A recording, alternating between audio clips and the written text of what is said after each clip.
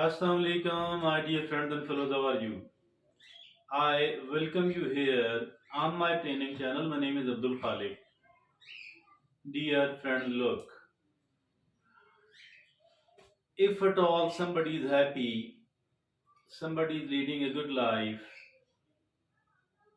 so obviously there will be several things involved in all that, but the most important of all will be the emotional stability of a person because the emotions play biggest ever role in the good or bad life of a person. It is the emotion which keeps us happy, which keeps us unhappy. It is the emotion which makes a person depressed. It is an emotion which makes a person enthusiastic and the person of high spirit. So emotions matter and matter a lot really. So this is the reason that in the Western world, along with certain other things as well, emotional intelligence remains one of the top few topics of the research.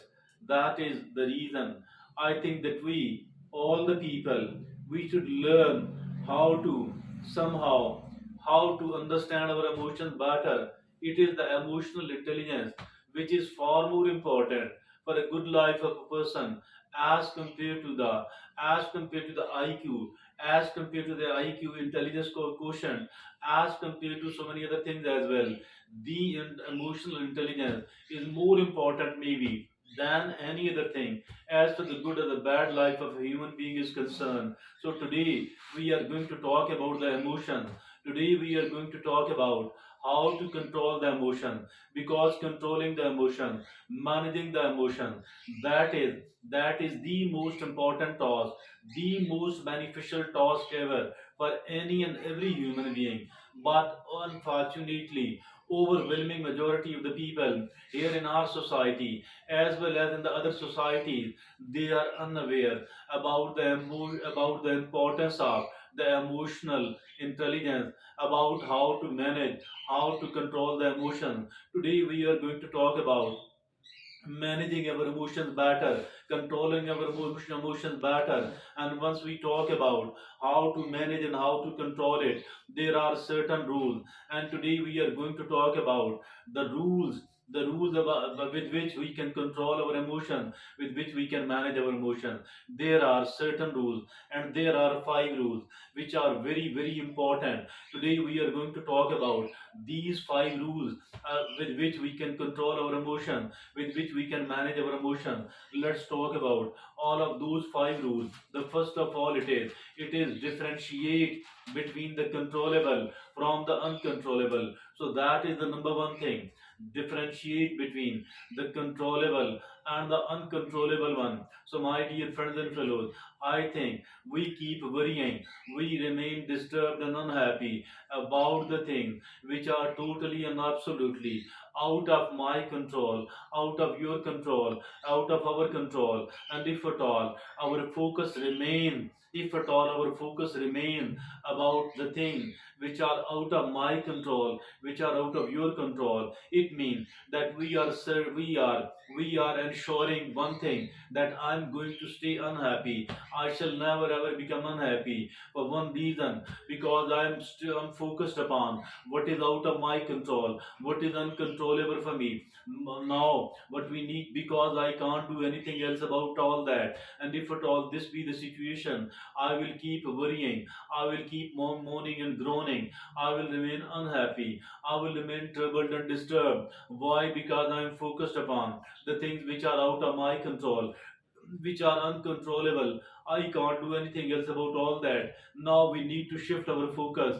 We need to focus. We need to concentrate upon. We need to pay all of the attention upon one thing. And one thing is what is within my control. If at all I do become focused upon what is in my control, I believe that I will be feeling better. I think I believe that I will be feeling better. behaving better. I will keep improving because I am now focused upon what is inside my control. And by focusing upon this thing, I am trying to become a better person, even a more and more better person. So that is one thing. This one thing is differentiate the controllable from the uncontrollable. Now the second is imagine potential downside. Imagine potential downside. Yes, what is this thing, by the way?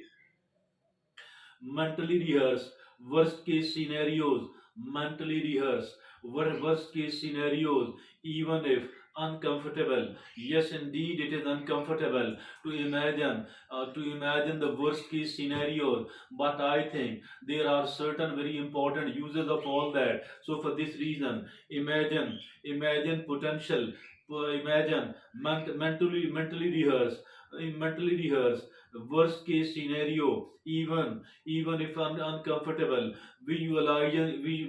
Visualization builds confidence. Visualization builds confidence and resilience for when adversity manifests, because adversity might manifest at any time. Now, if I was rehearsing, if I was visualizing, visualization builds confidence and resilience for when adversity manifests. You know, when adversity does manifest, I will be confident enough. I will be resilient enough.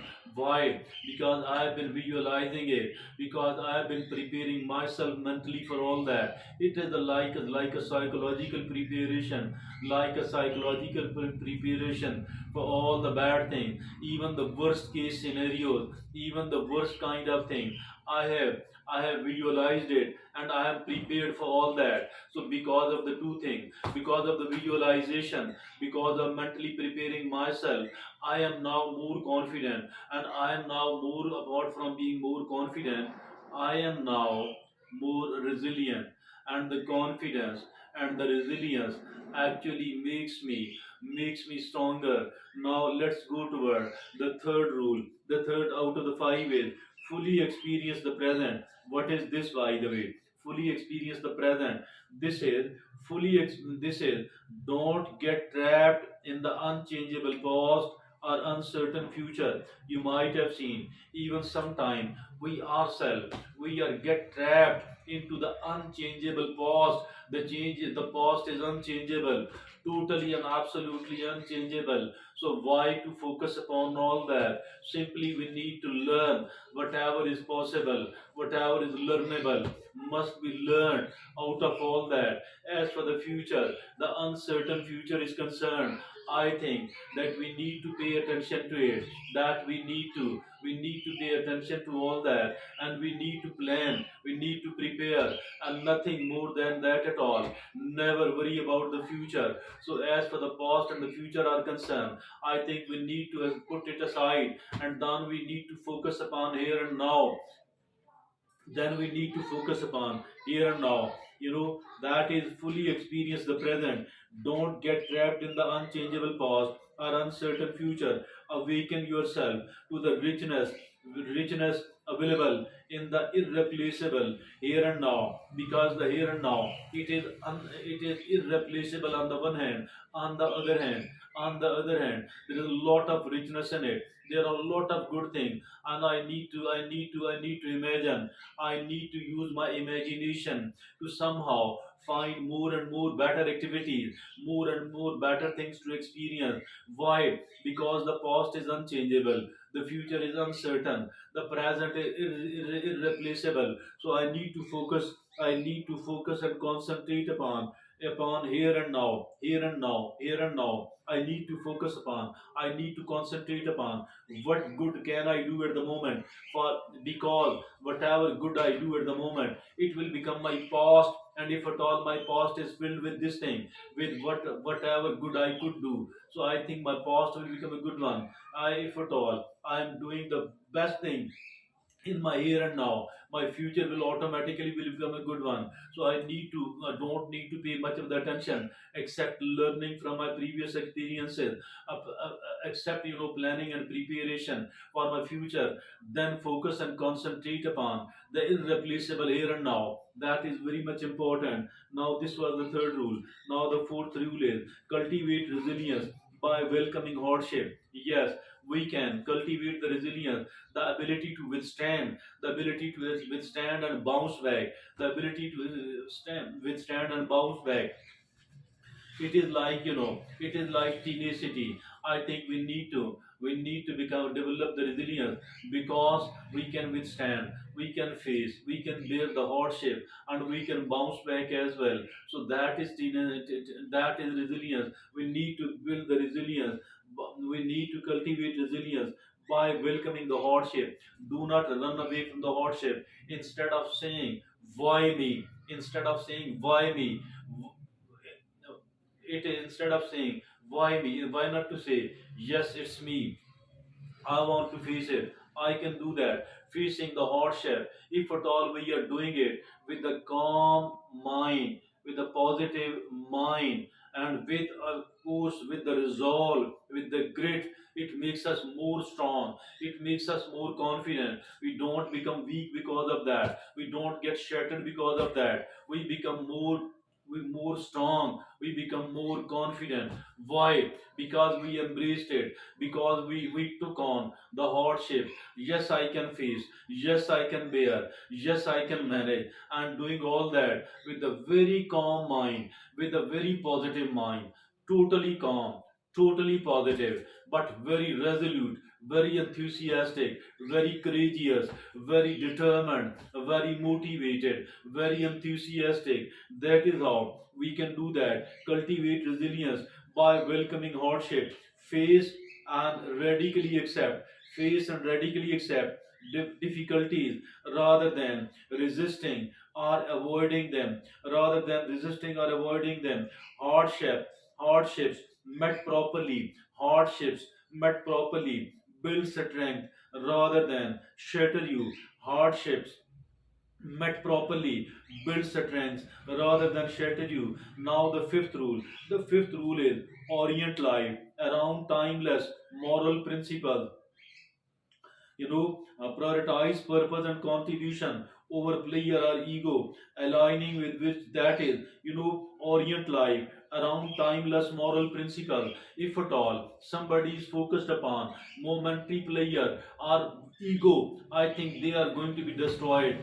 Both of these things, momentary player and the ego, this will destroy us. We need to embrace, we need to prioritize the timeless moral principle should be prioritized. Yes, and it is the purpose in my life. It is my determination to contribute. The purpose in my life and my determination to contribute. That is of vital importance. Orient life around timeless moral principle, and prioritize purpose and contribution over pleasure or ego, aligning with virtues, stabilizes contentment regardless of external conditions. Whatever the external conditions are, whatever hardships are there, whatever troubles are there, the person will be very strong on the one hand, very confident on the other hand, and it will give us lot of contentment. Why? Because we did not prioritize the player, we did not prioritize the ego, rather we have prioritized the timeless moral principle, and we have oriented our life, for this. We That is the reason. Aligning with virtues stabilizes contentment regardless of external conditions. I think all those people who orient their life, with the timeless moral principle, and they don't they ignore, they rather reject the momentary player, they reject the player, they reject the ego. Rather, they have prioritized purpose and they have prioritized contribution in their life. This is the reason that today they are so content, having so much of the contentment. They are so much of the confident that people look upon them enviously. All of that does happen once we are orienting our life, on the timeless moral principles, and we have prioritized the purpose and the contribution over player or ego. So these are the five rules. I think all of these five rules are extremely important, highly beneficial, and if at all we do prioritize them, we do take care of, if at all we do rather focus and concentrate upon these five principles of contributing, these five rules of controlling our emotion, we can lead a very good life, we can live a very contented life. Maybe we will not be very much rich or very much famous, but at least we will be very, very strong. So that's all from me at the moment. Thank you very much.